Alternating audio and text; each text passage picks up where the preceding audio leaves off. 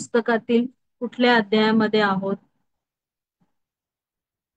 कुठपर्यंत आपण आलेलो आहोत? इफिस्करास पहिले पत्र याचा पहिला अध्याय आणि 22व्या वचन. येस, इफिस्करास किती पत्र लिहिण्यात आले स्तवन? इफिस्करास पत्र फक्त, सॉरी, पहिले पत्र येस, नाही, फक्त येस. एक. हालेलुया, थँक्यू स्तवन. इफिस्करास पत्र याच्या पहिल्या अध्यायाच्या 22व्या वचनापर्यंत आलोय है ना. आपणाला कोण सांगणार आपण आजपर्यंत काय काय शिकलो, कसं बरं सुरुवात केली पौलाने, काय काय लिहिलंय, त्यांच्यासाठी काय उपकार स्तुती केलेली आहे, कशाविषयी मध्यस्थी केलेली आहे. येस, पौलाने लिहिलंय है ना. इफिस्करास पत्र इफिस येथील पवित्र जनांना म्हणजे इफिस येथील विश्वासणाऱ्यांना, इफिस येथील मंडळीला पौलाने पत्र लिहिलेलं आहे. आणि पत्राची सुरुवातच तो एका विशेष अद्भुत गोष्टीने करतो है ना. आपण अभ्यास केला, आपल्या बंधूंनी सांगितलं की जवळजवळ 3ऱ्या वचनापासून 14व्या वचनापर्यंत ते एकच वाक्य आहे प्रिया है ना. त्याच्यामध्ये 3दा देवाच्या गौरवाची स्तुती केलेली आहे. कोण सांगणार पटापट कशा कशासाठी केलेली आहे? सर्वप्रथम अद्भुत गोष्ट आहे है ना, आपण शिकलो. सर्वप्रथम कशासाठी? पहिल्याने काय देवाची झालेली आहे? कृपा. देवाची कृपा. देवाची कृपा. येस, प्रभू येशू ख्रिस्त आपल्या प्रियकराच्या द्वारे देवाची जी कृपा प्रकट झाली की देवाने आपलं तारण घडवून आणलेलं, आपल्या अपराधांची, आपल्या पातकांची क्षमा झालेली आहे, जेणेकरून आपण देवासमोर काय ठरावं? देवासमोर आपण कसं ठरावं? निर्दोष आणि पवित्र. पवित्र आणि निर्दोष ठरावं. आमेन. म्हणून देवाच्या गौरवाची स्तुती असो. दुसऱ्याने कुणासाठी? आता ज्यांनी उत्तरं दिली त्यांनी न देता रिबेका सिस्टर आणि मावशी यांच्याशिवाय कोणीतरी सांगा, दुसऱ्याने कुणासाठी उपकार स्तुती, देवाच्या गौरवाची स्तुती असो? ज्यांनी ख्रिस्तावर पूर्वीच आशा ठेवली होती त्यासाठी. ज्यांच्याशी देवाने, थँक्यू शर्मिला मॅडम, ज्यांच्याशी देवाने करार केला ना, ज्यांना देवाने ते अभिवचन दिलेलं होतं अब्रामाच्या द्वारे है ना, तुझ्या संततीच्या द्वारे पृथ्वीवरील सर्व राष्ट्रे आशीर्वादित होतील, जे इस्रायली यहुदी ख्रिस्ताची आशा धरून राहणार, मसीहाची वाट पाहणार, त्यांच्यासाठी उपकार स्तुती असो. आणि तिसऱ्याने कुणासाठी? आता शर्मिला मॅडम नाही सांग. पवित्र आत्मा. पवित्र आत्म्याद्वारे. येस, पवित्र आत्मा मिळाला कुणाला? बरोबर आहे ना कुणाला? Yes, thank you Vidur. परराष्ट्रीय है ना, जे यहुदी इस्रायली नव्हे, जे देवाचे लोक नव्हे, ज्यांच्याशी देवाने करार केला नव्हता, जे देवाला ओळखत नव्हते, ते परराष्ट्रीय, ज्यांनी कसा देवावर विश्वास ठेवला, कशाच्या द्वारे त्यांना पाचारण करण्यात आलं. आज नानींनी काय गीत गायलं? सुवार्तेच्या द्वारे. येस, सुवार्तेच्या द्वारे त्यांना पाचारण करण्यात आलं आणि त्यांनी त्या शुभवर्तमानावर, त्या प्रभूच्या तारणाच्या सुवार्तेवर विश्वास ठेवला. आणि विश्वास ठेवल्यानंतर काय प्रार्थनांनी सांगितलं? त्यांना पवित्र आत्म्याचा शिक्का, त्यांच्यावर पवित्र आत्म्याचा शिक्का मारण्यात आला है ना. पेत्र जसा म्हणाला की देवाने हा भेद केला नाही यहुदी आणि परराष्ट्रीयांवर, जसा यहुद्यांवर पेंटेकॉस्टच्या दिवशी पवित्र आत्मा उतरला, तसा अन्य लोकांनाही, परराष्ट्रीयांनाही देखील देवाने पवित्र आत्मा दिलेला, कारण त्यांनी देवावर विश्वास ठेवला. आणि जसं आपल्या प्रभू येशू ख्रिस्ताने आपणाला अभिवचन दिलं ना, मी जाईन आणि पित्याकडे मध्यस्थी करेन आणि पिता तुम्हाला दुसरा कैवारी म्हणजे सत्याचा पवित्र आत्मा देईल. पौल म्हणतो त्या पवित्र आत्म्याच्या द्वारे तुमच्यावर शिक्का मारण्यात आलेला आहे. त्यासाठी देवाची गौरवाची स्तुती असो. आणि नंतर आपण पाहिलं की पौल जो त्यांचा विश्वास आहे प्रीतीद्वारे प्रकट झालेला, त्या विश्वासासाठी देवाचं उपकार स्मरण करण्याचं थांबवत नाही. आणि त्यांना काय मिळावं म्हणून देवाकडे मध्यस्थी करत आहे. काय मिळणं गरजेचं आहे आपणाला? परमेश्वराच्या पवित्र आत्म्याचा, प्रकटीकरणाचा, ज्ञानाचा आत्मा मिळावा. येस, थँक्यू मावशी. देवाच्या ज्ञानाच्या, देवाच्या ओळखीच्या ज्ञानाचा, जगिक ज्ञान नाही प्रिया, देवाच्या आत्म्याच्या द्वारे देवाची ओळख होते प्रिया. त्याशिवाय कोणीही पित्याने आकर्षिल्याशिवाय, पित्याच्या आत्म्याने दाखवल्याशिवाय आपल्याला पित्याची ओळख होऊ शकत नाही. आमेन. पित्याच्या ओळखीच्या, देवाच्या ओळखीच्या ज्ञानाचा आत्मा आणि देवाच्या प्रकटीकरणाचा आत्मा मिळावा. जेणेकरून काय उघडतील, आता मावशी तुम्ही सांगू नका. जेणेकरून तुमचे कुठले डोळे उघडतील? कुठले बरं डोळे उघडतील? अंतचक्षु, अंतःकरणाचे डोळे. तुमचे अंतचक्षु, तुमच्या अंतःकरणाचे डोळे उघडतील. अंतःकरणाच्या डोळ्यांशिवाय आपण प्रभूला पाहू शकत नाही. या डोळ्यांनी आपण प्रभूला पाहिलंय का? म्हणूनच प्रभू म्हणतो ना, जे न पाहता विश्वास ठेवतात ते धन्य. आमेन. कारण आपण अंतःकरणाने तो अनुभव घेतलाय प्रिया. अंतःकरणाने प्रभूला पाहिलंय, कारण प्रभूनेच आपले ते डोळे उघडलेत त्याच्या आत्म्याच्या द्वारे. आमेन. म्हणून पौल त्यांच्यासाठी विनंती करतो की देवाच्या ओळखीच्या ज्ञानाचा आत्मा आणि देवाच्या प्रकटीकरणाचा आत्मा मिळावा, जेणेकरून तुमचे अंतःचक्षु, तुमच्या अंतःकरणाचे डोळे उघडतील आणि तुम्हाला काय दिसेल? काय दिसेल? कुठला खजिना, कुठल्या समुद्राच्या खाली दडलेला खजिना दिसेल? देवाने जे वचन आत्म्याचा वैभव, संपत्ती केवढी तुझं. देवाचं वैभव. येस, देवाच्या वतनाची वैभव केवढं, ती संपत्ती केवढी. तुमच्यासाठी देवाने काय वतन ठेवलेलं आहे? तुम्ही कुठले वारीस आहात? तुम्हाला काय आशा आहे हे तुम्हाला प्रकट होईल. त्याचप्रमाणे विश्वासणाऱ्यांवर, जितक्यांनी प्रभूवर विश्वास ठेवलेला आहे, तितक्यांना देवाच्या बलाच्या पराक्रमाचं सामर्थ्य त्यांच्यामध्ये प्रकट झालेलं आहे. कशाच्या द्वारे? कोणत्या कृतीद्वारे? एक कृती आपण शिकलो ना काल, पुनरुत्थानाद्वारे, है ना. त्याच बलाच्या पराक्रमाने परमेश्वराने आपल्या प्रभूला मेलेल्यातून उठविले, जो पुनरुत्थानाचे प्रथम फळ. आणि देवाने केवळ प्रभूला उठवलं का मरणातून? त्यानंतर काय केलं देवाने? आपण काय अभ्यास केला? सर्व सत्ता, अधिकार, सामर्थ्य, धनीपण, संपत आणि भावी युगातील सगळे त्यांना त्याने त्याचं नाव उंच केले आहे. स्वर्ग लोकी त्याला आपल्या उजवीकडे बसवले. आम्ही, थँक्यू रिबेका सिस्टर. परमेश्वराने केवळ प्रभूला उठवलं नाही, तर त्याला उंच केलेला आहे. आमेन. पौल म्हणतो कोणतंही नाव घ्या, सामर्थ्य, धनीपण, अधिकार, सर्व सत्ता, आताच्या आणि येणाऱ्या भावी युगातील कोणतंही नाव घ्या, सर्व नावाहून उंच केलेलं आहे त्याला. आणि कुठे बसवलेलं आहे? स्वर्ग लोकी परमेश्वराच्या उजवीकडे, देव पित्याच्या उजवीकडे त्याला बसवलेला आहे. आणि आपण अभ्यास केला ना, का बरं बसवलं? का बसवलं प्रभूला तिथे? तुमच्या माझ्या आपल्या, तुमच्या, आमच्यासाठी, मध्यस्थीसाठी. मध्यस्थी करत आहे. पण का बरं प्रभू येशू ख्रिस्ताला उंच केलं? कारण त्यानं पित्याच्या सर्व आज्ञा पाळल्या. त्याने स्वतःला रिक्त त्याला केलं. म्हणजे Yes, रिक्त आमेन. केलं. बरोबर. Yes. लीन केलं. पहिलं काय केलं? स्वतःला रिक्त केलं. येस, मनुष्य रूप धारण केलं. दुसरं है ना, दासाचं स्वरूप, तेही मनुष्य स्वरूप, तेही दासाचं स्वरूप धारण करून तिसऱ्याने काय केलं? काय सोसलं? वधस्तंभावरचं मरण सोस. थँक्यू श्वेता, थँक्यू मावशी. स्वर्ग मरण, सोडून तेही पृथ्वीवर आला. वधस्तंभावरील, येस, वधस्तंभावरील लज्जेचं, अपराधाचं, पाप्यांसाठी लिहिलेलं, जे तुमच्या माझ्यासाठी ठेवलेला होता वधस्तंभ, तो वधस्तंभ सहन केला. वधस्तंभावरील मरण सहन करून इथपर्यंत प्रभूने काय केलं? इथपर्यंत आज्ञापालन करून त्याने स्वतःला नम्र केलं, स्वतःला लीन केलं.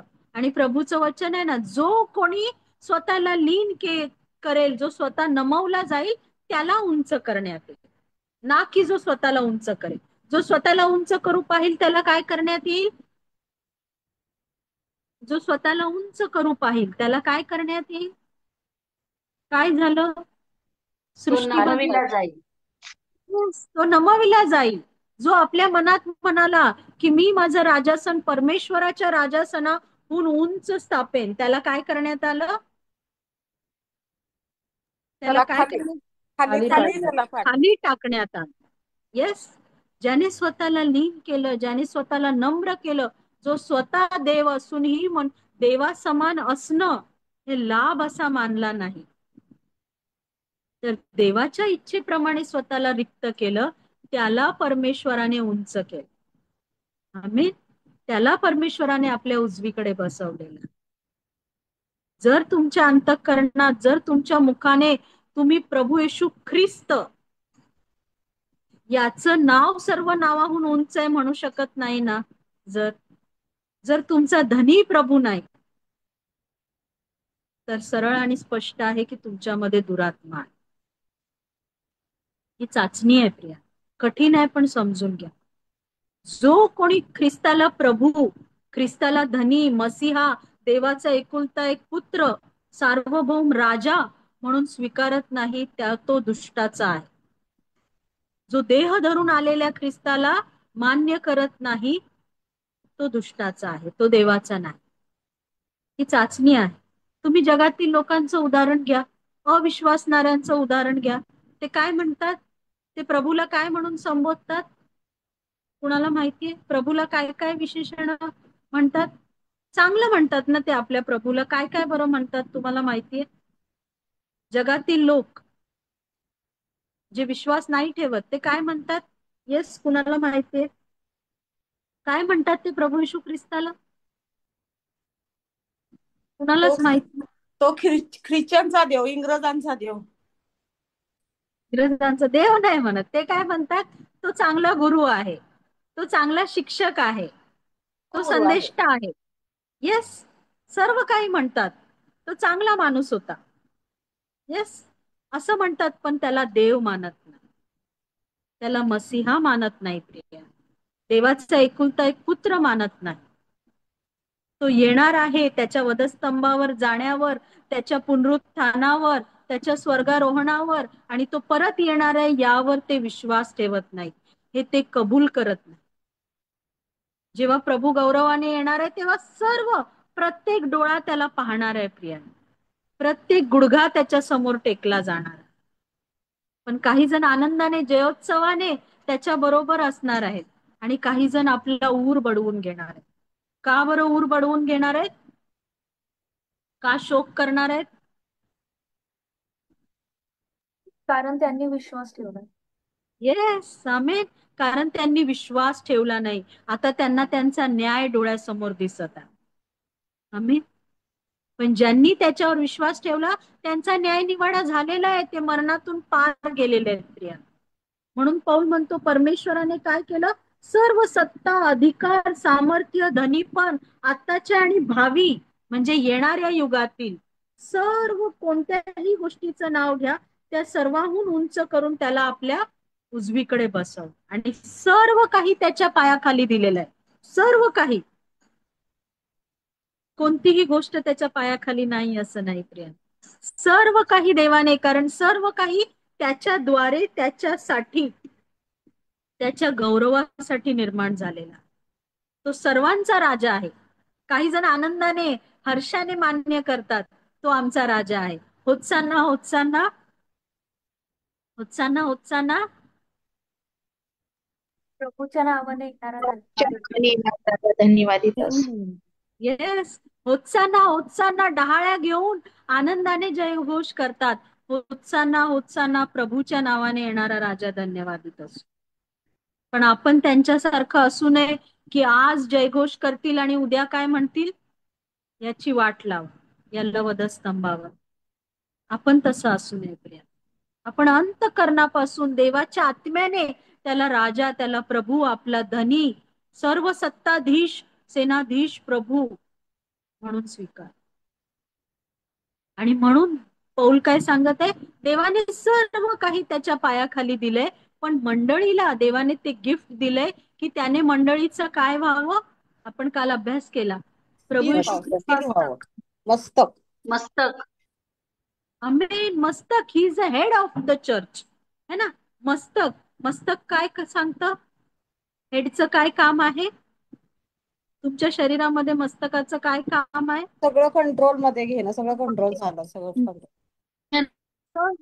येस, सर्व काही चालवणं, है ना. काल आपण वचनातून पाहिलं सर्वांना पुरवठा करून सर्वांना चालवण्याचं काम मस्तकाचं आहे.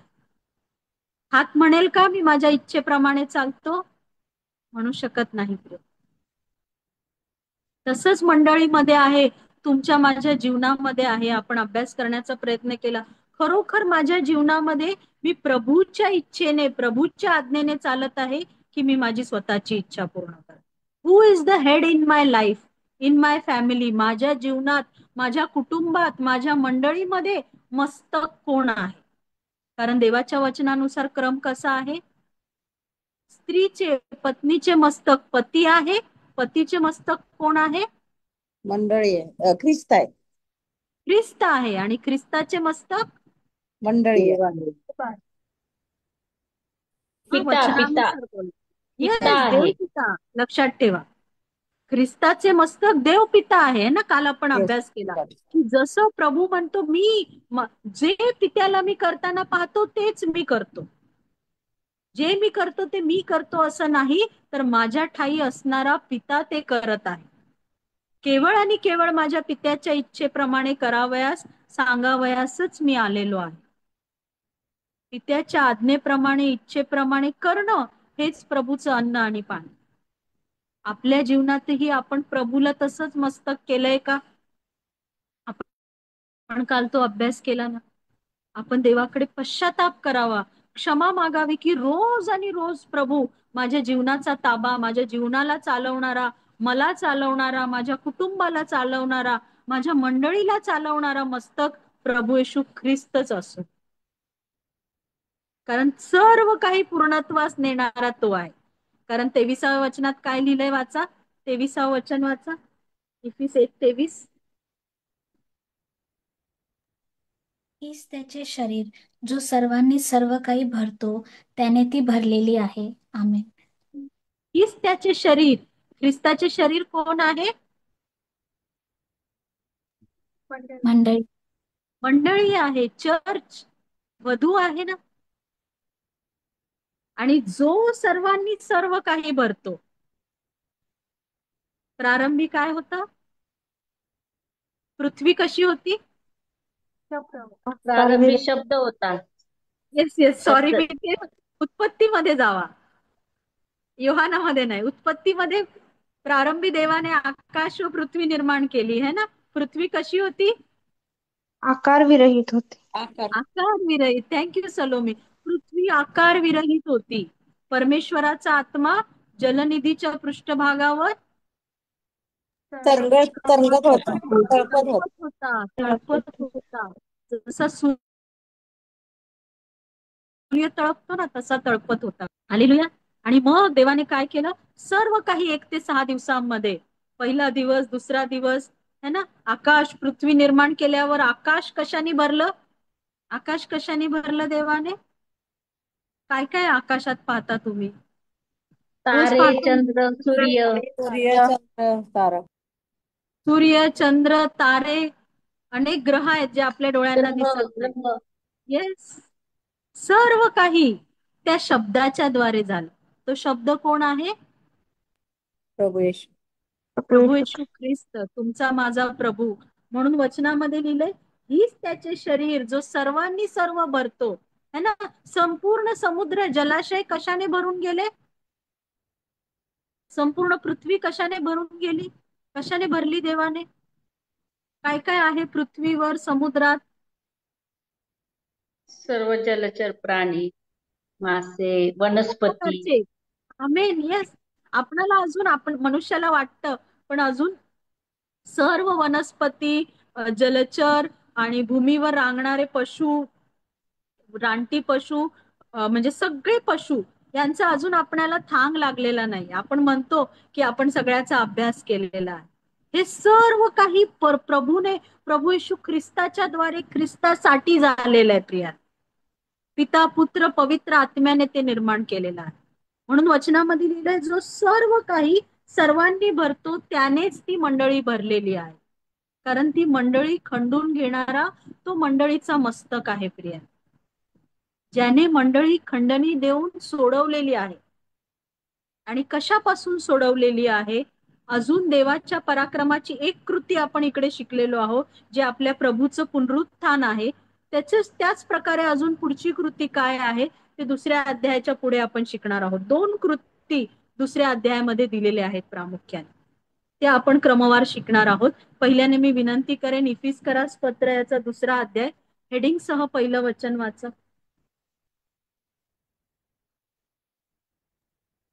तारण प्राप्ती देवाच्या कृपेने होते.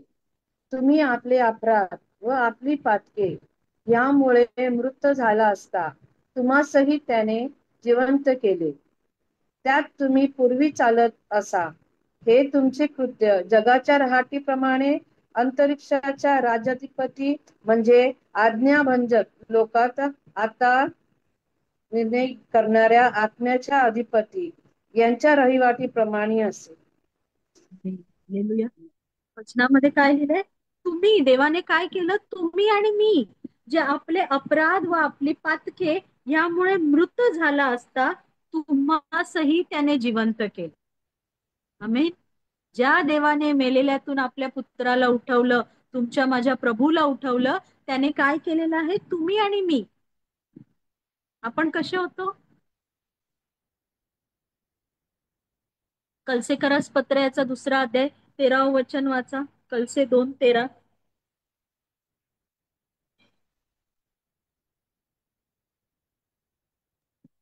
जे तुम्ही आपल्या अपराधांनी व देह स्वभावाची सुनता न झाल्याने मेलेले होता, त्या तुम्हाला त्याने त्याच्याबरोबर जिवंत केले. त्याने आपल्या सर्व अपराधांची क्षमा केली. हे तुमच्या देह स्वभावाने वागल्या देहामध्ये आणि काय लिहिलेलं आहे? तुमच्या देहाची, तुमच्या अंतःकरणाची सुनता न झाल्याने तुम्ही मृत होता. रोमकरास पत्र याचा 6वा अध्याय 23व वचन वाचा. रोम 6:23.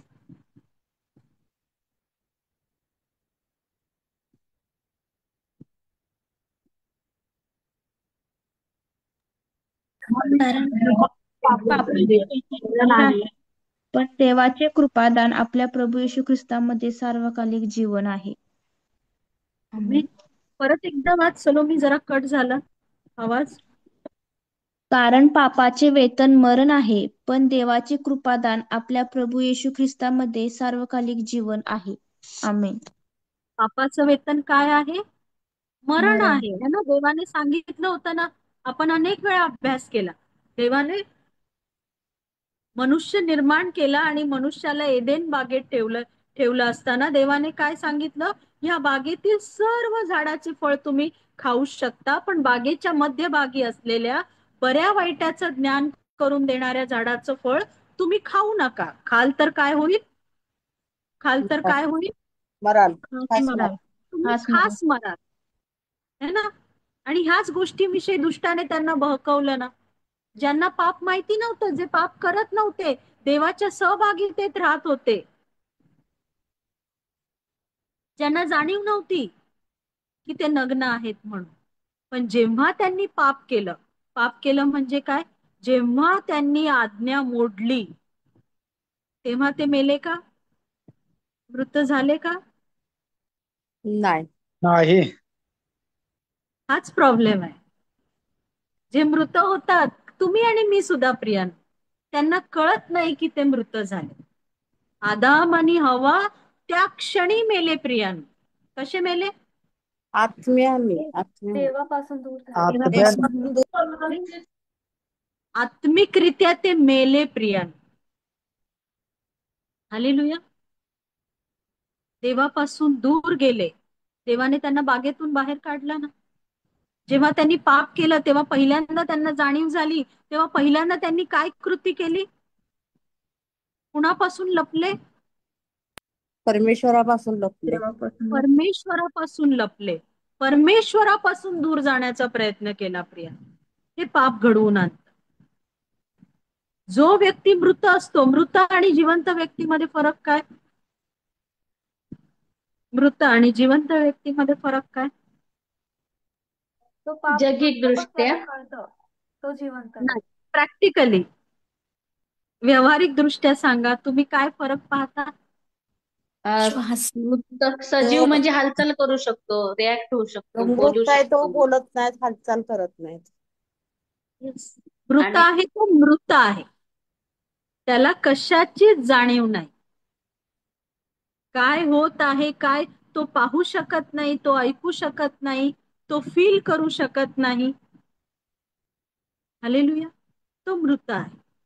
जो जिवंत आहे तो काय, तो पाहू शकतो, तो ऐकू शकतो नॉर्मली. त्याला आजूबाजूच्या गोष्टींची जाणीव आहे, त्याला स्वतःविषयीची जाणीव आहे. म्हणून पहिलं आणि दुसरं वचन, थँक्यू रिबेका सिस्टर, तुम्ही ते एकत्र वाचलं. त्याच्यामध्ये काय दिलंय, तुम्ही आणि मी जे पूर्वी असे होतो. पूर्वी म्हणजे काय, देवाने तुम्हाला आणि मला आपल्यामध्ये जीवन घालण्यापूर्वी वचनामध्ये काय लिहिलंय, तुम्ही आपले अपराध व आपली पातके ह्यामुळे मृत झाला असता तुम्हासही त्याने जिवंत केलं. मृत व्यक्ती काही करू शकतो का प्रियांनो? काही करू शकतो? नाही. मृत व्यक्ती काहीच करू शकत नाही प्रियांनो. तो कुठेच उठून जाऊ शकत नाही. म्हणून समजून घ्या, आपण जेव्हा म्हणतो म्हणूनच आपण आपल्या तारणासाठी तुम्ही आणि मी वाचवले जावे. मृत व्यक्ती स्वतःला जिवंत करू शकतो का? नाही. नाही. म्हणून हे समजणं गरजेचं आहे. त्या दिवशी आपण हा प्रश्न विचारला की आपलं तारण व्हावं म्हणून आपण काय केलं, आपण काय करणं गरजेचं आहे, आपली काय पात्रता असणं गरजेचं आहे. तर काहीच नाही. आपण काहीच का नाही करू शकत, कारण आपले अपराध आणि आपली पापे यामुळे आपण मृत आहोत. यामुळे आपण कसे आहोत, मेलेले आहोत. आणि कठीण गोष्ट काय आहे, जगाला ते मेलेले आहेत हे माहित देखील नाही, है ना. जेव्हा उधळा पुत्र आला तेव्हा ते पिता काय म्हणाला, आठवतं तुम्हाला? माझा मुलगा हा मेलेला होता, तो आता जिवंत झाला. मेला होता का तो मुलगा? हरवला होता तो सापडला. येस. एवढंच म्हटलं का तो हरवला होता सापडला? वचन वाचा बरं, लूककृत शुभवर्तमान याचा 15वा अध्याय 32 वचन वाचा. लूक 15:32.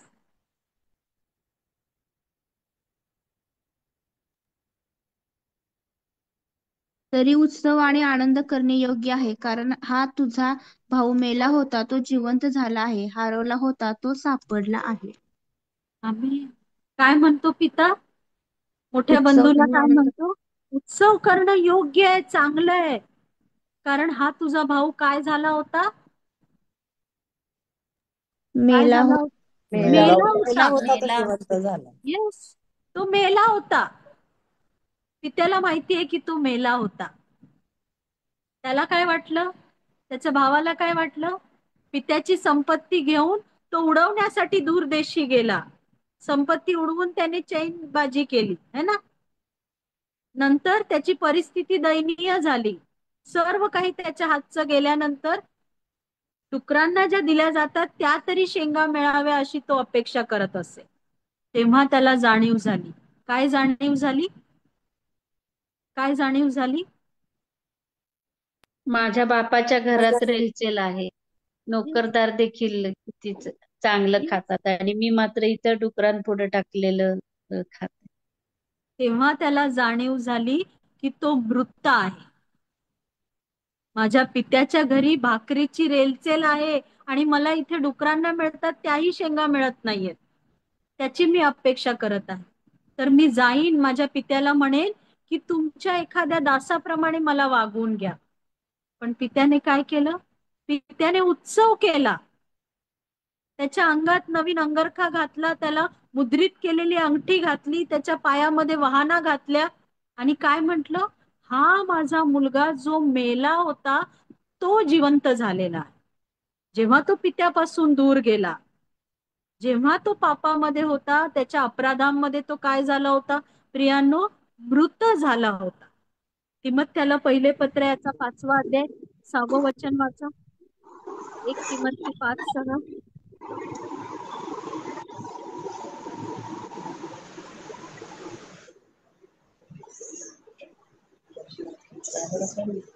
परंतु जी विधवा विलासी आहे ती जिवंत असून मेलेली आहे.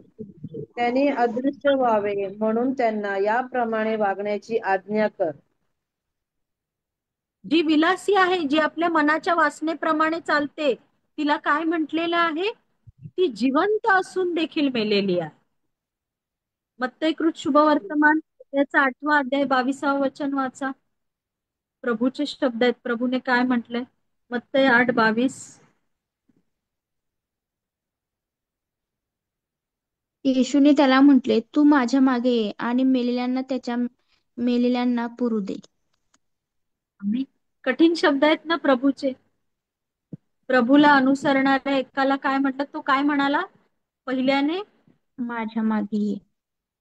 नाही, तो ज्याला प्रभूने सांगितलं तू माझ्या मागे ये, तेव्हा त्याने काय कारण दिलं? पहिल्याने मला कुठे जाऊ दे? पहिल्याने बापाला मेलेल्यांना येस, माझ्या पित्याला मला पुरून येऊ दे. तेव्हा प्रभूने काय म्हटलं? मेलेल्यांना मेलेले आहेत त्यांना मेलेल्यांना पुरू दे. म्हणजे काय प्रियांनो? त्याचा अर्थ समजून घ्या.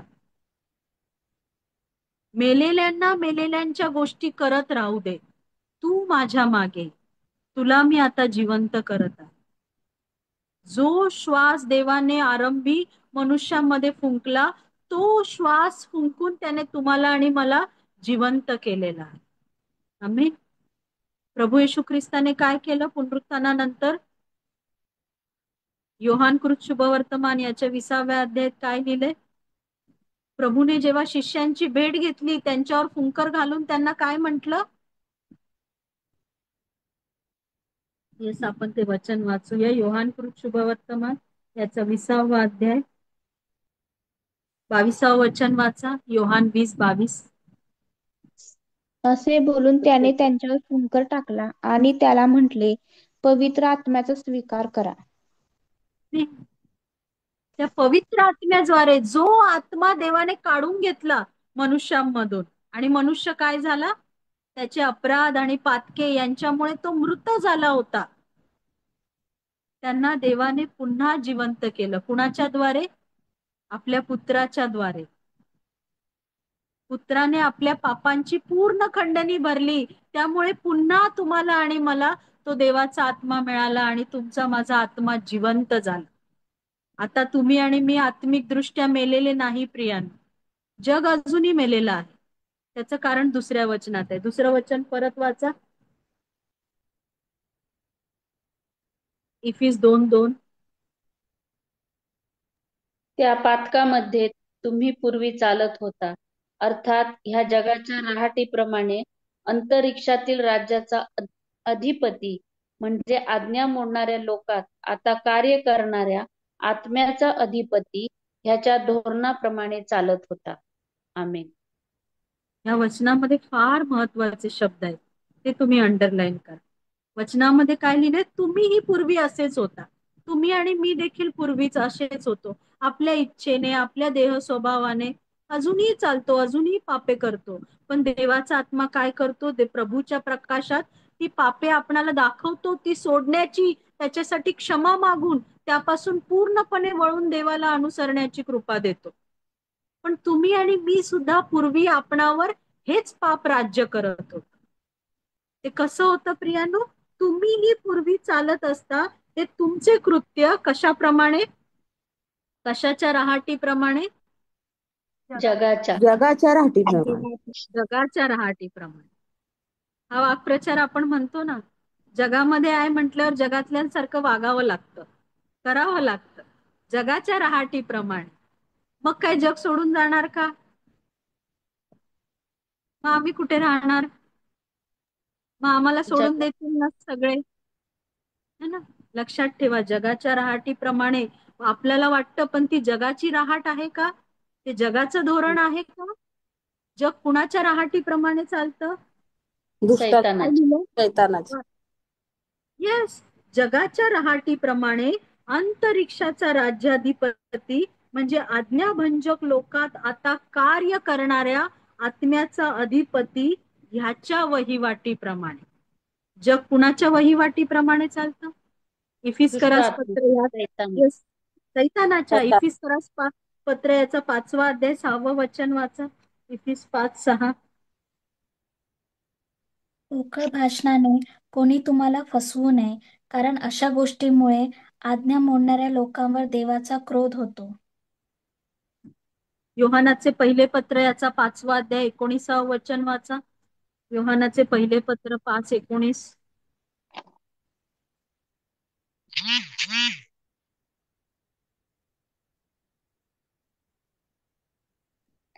आपण देवापासून आहोत हे आपल्याला ठाऊक आहे. सगळे जग त्या दुष्टाला वश झाले आहे. आपण देवापासून आहोत, पण जग काय आहे? जगाचा अधिपती कोण आहे? जग त्या दुष्टाला अधीन झालेलं आहे. सैतानाला. ते त्याच्या आधिपत्याखाली आहे. ते त्याच्या वहिवाटीप्रमाणे चालतात आणि त्यांना माहिती नाहीत की ते त्यांच्या अपराधामुळे, त्यांच्या पापामुळे मृत झालेले आहे.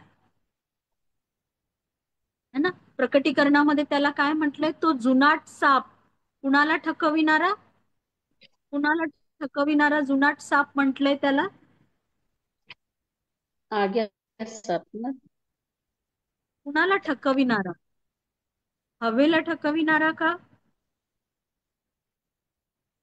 कुणाला ठकविणारा म्हटलंय? स्त्रीला. तेच मी विचारते. वचन काय आहे प्रकटीकरणामध्ये? संपूर्ण जगाला ठकविणारा. येस, वचन काय लिहिले? संपूर्ण जगाला. तुमचं माझं वय किती?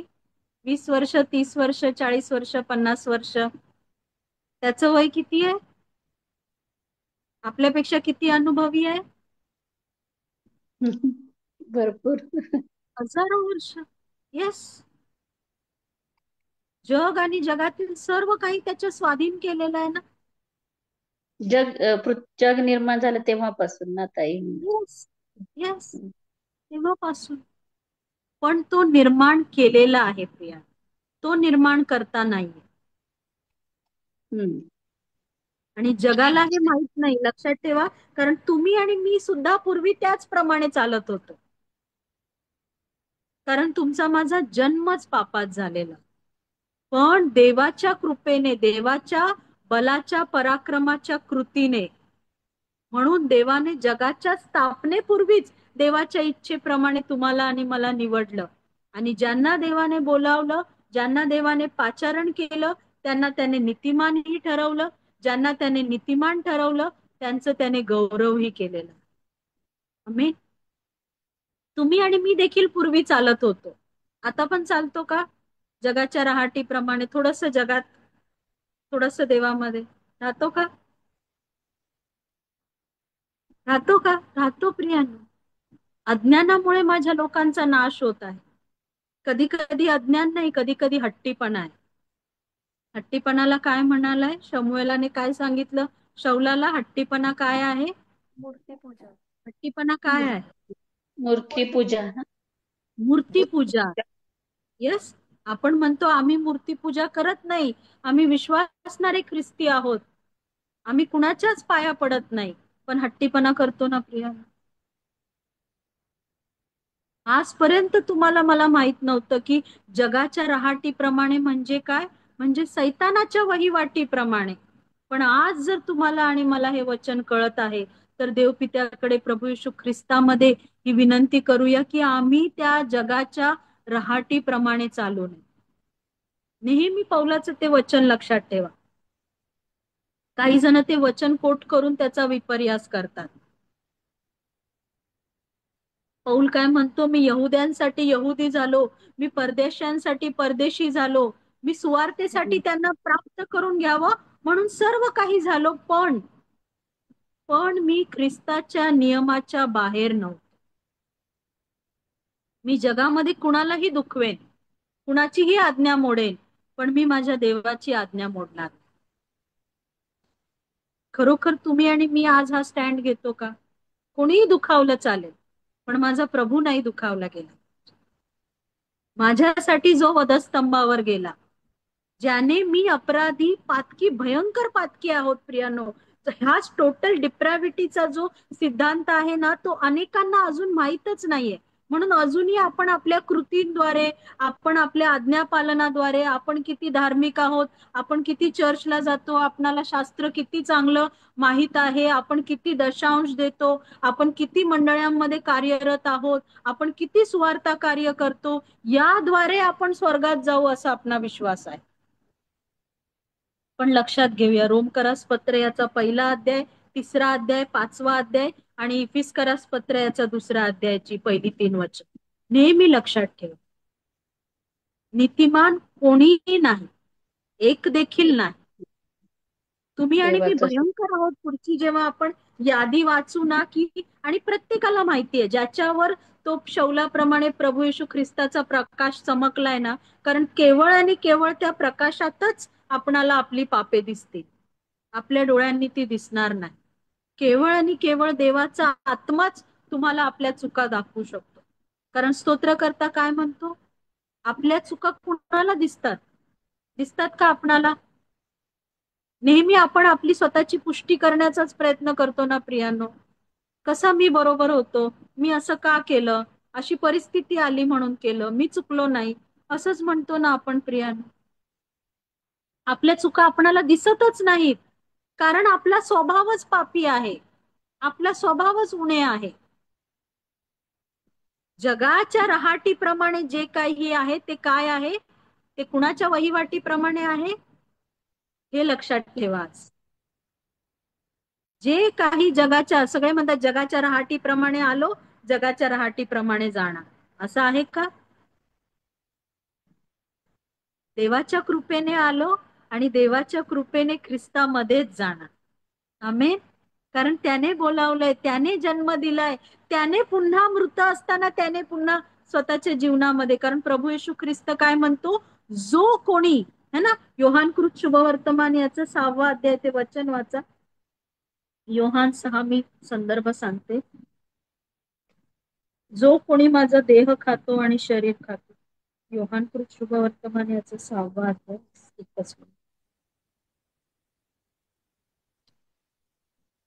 15वं वचन. 56. जो माझा देह खातो व माझे रक्त पितो तो माझ्यामध्ये राहतो व मी त्याच्यामध्ये राहतो. आमेन. सॉरी, 53 पासून 58 पर्यंत वाचा. 53 ते 58. यावरून येशू त्यांना म्हणाला, मी तुम्हाला खचित खचित सांगतो, तुम्ही मनुष्याच्या पुत्राचा देह खाल्ला नाही व त्याचे रक्त प्याला नाही तर तुमच्यामध्ये जीवन नाही. जो माझा देह खातो व माझे रक्त पितो त्याला सार्वकालिक जीवन प्राप्त झाले आहे आणि मीच त्याला शेवटल्या दिवशी उठवीन. कारण माझा देह खरे खाद्य व माझे रक्त खरे पेय आहे. जो माझा देह खातो व माझे रक्त पितो तो माझ्यामध्ये राहतो व मी त्याच्यामध्ये राहतो. जसे जिवंत पित्याने मला पाठवले आणि जसा पित्यामुळे मी जगतो, तसे जो मला खातो तोही माझ्यामुळे जगेल. स्वर्गातून उतरलेली भाकर हीच होय. तुमच्या पूर्वजांनी भाकर खाल्ली तरी ते मेले, हे तसे नाही. ही भाकर जो खातो तो सर्व काळ जगेल. आमेन. हालेलुया. कळलं तुम्ही आणि मी का जिवंत आहोत? कारण कुणीतरी आपणासाठी देह दिला, ते रक्त दिलं. जो कोणी, प्रभू येशू ख्रिस्ताचं वचन स्पष्ट आहे, जो ज्याने पुत्र, तुम्ही मनुष्याच्या पुत्राचा देह खाल्ला नाही व त्याचे रक्त प्याला नाही तर तुम्हामध्ये जीवन नाही, तुम्ही अजूनही मृत आहात. पण जो माझा देह खातो व माझे रक्त पितो त्याला सार्वकालिक जीवन आहे, त्याला शेवटल्या दिवशी मी उठवेन. जे अन्न आपल्या ताटामध्ये रोज प्रभू देत आहे त्याने आपण जिवंत नाही प्रियांनो, त्याने आपल्या देहाचं पोषण होते. येस, स्वर्गातून उतरलेली भाकर इस्रायल लोकांनी खाल्ली, पण तरी काय झालं? रानात त्यांचा नाश झाला. वचनदत्त देशामध्ये, भूमीमध्ये ते गेले का? ते गेले नाही प्रियांनो. प्रभूने ही वचनं सांगितल्यावर काय झालं? अनेक जण सोडून गेले. काय म्हणाले? ही वचने किती कठीण आहेत, ही कुणाच्याने ऐकवेल, ही कुणाच्याने स्वीकारेल. तेव्हा प्रभूने विचारलं ना पेत्राला, तुम्हीही जाणार काय? तेव्हा पेत्राने काय उत्तर दिलं? पेत्राने काय म्हटलं? आम्ही येस कुठे जाऊ, सार्वकालिक जीवन तूच आहे. येस आम्ही कुठे जावं, सार्वकालिक जीवनाची त्याच अध्यायातील 68 वचन वाचा, 68 आणि 69.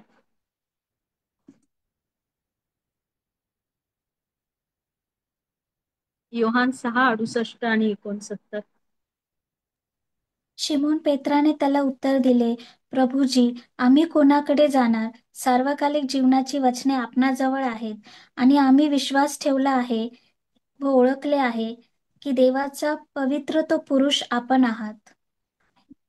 आम्ही आमेन. काही भाषांतरामध्ये लिहिले, आपण देवाचे पवित्र पुत्र आहात, आपण तो मसीहा आहात, तो देवाचा पवित्र पुरुष आपण आहात. आम्ही कुणाकडे जाणार? जीवन कुणाकडे आहे?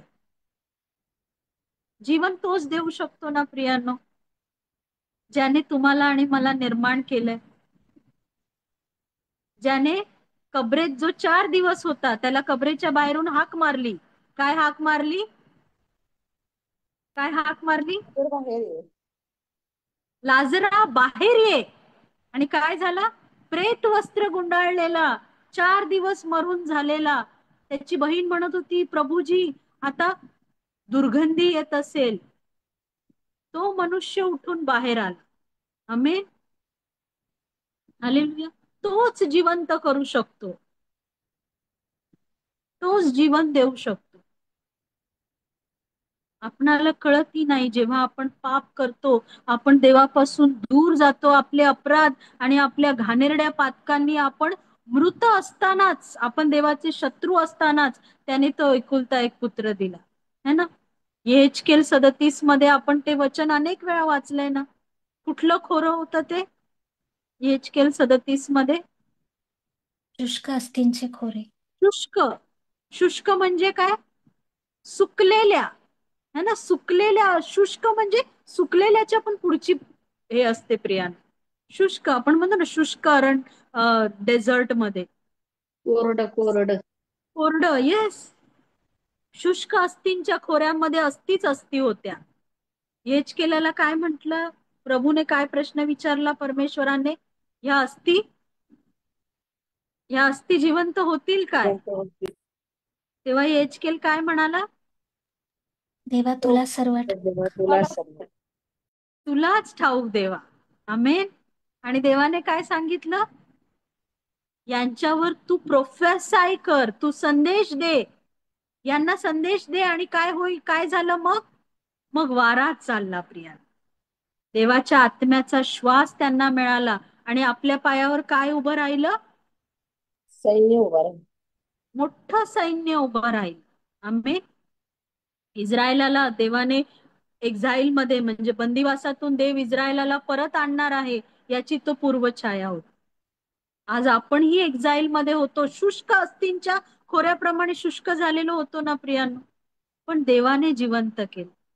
देवाने त्याच्या शब्दाने तुमच्या माझ्यामध्ये पुन्हा एकदा श्वास फुंकला प्रिया. आजही ते घडत आहे. एका देवाच्या सेवकाने खूप सुंदर म्हटलं, आजही देवाचे अनेक सेवक त्यांच्या उणेपणामध्ये, त्यांच्या बोबडे ओठ्यांनी देवाचा संदेश सांगत आहेत आणि शुष्क अस्थींचं खोऱ्यामध्ये मोठं सैन्य उभं राहत आहे. जसं पेंटेकॉस्टच्या दिवशी झालं तसं आजही होत आहे आणि प्रभू येईपर्यंत होत राहणार. काय होत राहणार? जे अपराधामुळे, पातकामुळे मृत आहेत ते जिवंत होत राहणार, सार्वकालिक जीवनामध्ये जगायचं. अजून पुढची अनेक वचनं महत्वाची आहेत, आपण येणाऱ्या दिवसात त्याचा अभ्यास करणार आहोत. आतापर्यंत काही प्रश्न असतील तर नक्की विचारा, नाहीतर आपण इथे थांबूया आणि इथून पुढची वेळ आपले बंधू संदेश यांच्याकडे.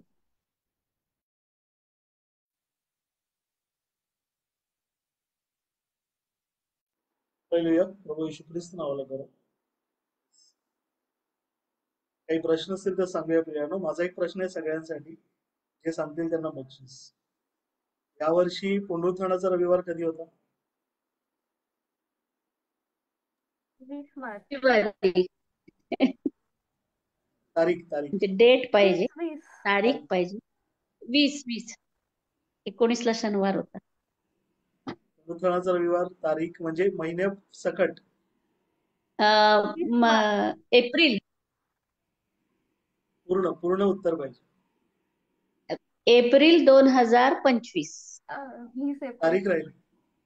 कोणीतरी पूर्ण सांगा. Sorry 20 April 2025. ठीक आहे. आता यासाठी बक्षीस आहे. पुनरुत्थानाच्या रविवारानंतर पेंटेकोस्टचा रविवार आहे. तो कोणत्या तारखेला येणार? 8 जून. नाही आता आहे तारीख 15 जून. 15 जून. किती जून? सलोमी सांगत आहे काहीतरी. 15 जून. 15 जून. नक्की सलोमी? हो. हालेलुया. आमच्या कॅलेंडर मध्ये. कॅलेंडर मध्ये. परंतु आपण सलोमीसाठी टाळ्या वाजवूया, कारण पुनरुत्थानाचा रविवार याच्यानंतर 7 सप्तकं मोजून म्हणजे 7 आठवडे जे आहेत ते मोजल्यानंतर 49 दिवस गेल्यानंतर जो 50वा दिवस होतो तो पेंटेकॉस्टचा सण आहे, ज्या दिवशी पवित्र आत्मा देवाच्या लोकांना मिळाला प्रभू येशू ख्रिस्ताने अभिवचन दिल्याप्रमाणे. यासाठी सांगतोय प्रियानो, तो पवित्र आत्मा आज तुमची प्रत्येकाची प्रतीक्षा करत आहे, तुम्हावर येऊ इच्छित. आणि प्रभूने अभिवचन देऊन आता बरेच दिवस, बरेच महिने, बरेच वर्ष होते.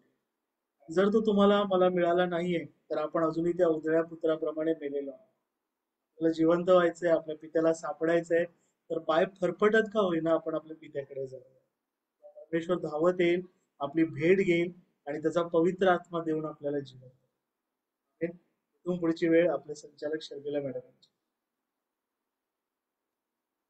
देवबापाच्या नावाला धन्यवाद असो सुंदरशा वचनाबद्दल. आणि खरोखर आज आपण आणि नेहमी तो पवित्र आत्मा आपल्यावर यावा म्हणून देवबापाकडे अगदी कळकळीने विनंती करूया. इथून पुढची वेळ प्रभूची प्रार्थना आणि या रात्री ईश्वरा हे गीत गाण्याची. आमच्या स्वर्गातील हे आमच्या स्वर्गातील पित्या, तुझे नाव पवित्र व्हावे, तुझे राज्य जसे स्वर्गात तसे पृथ्वीवरही तुझ्या इच्छेप्रमाणे आणि जसे आम्ही आमच्या अपराधांची क्षमा केली आहे तसे आमच्या आणि आम्हास परीक्षेत आणू नकोस, आम्हास वाईटापासून परंतु राज्य, गौरव ही सर्व काळ तुझी. आमेन. या ईश्वर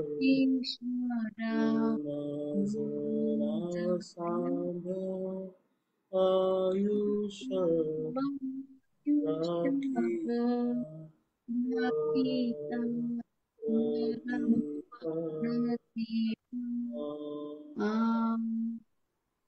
Hallelujah. Praise the Lord. Good night. Praise the Lord. Praise the Lord. Praise the Lord. Good night. Praise the Lord. Praise the Lord.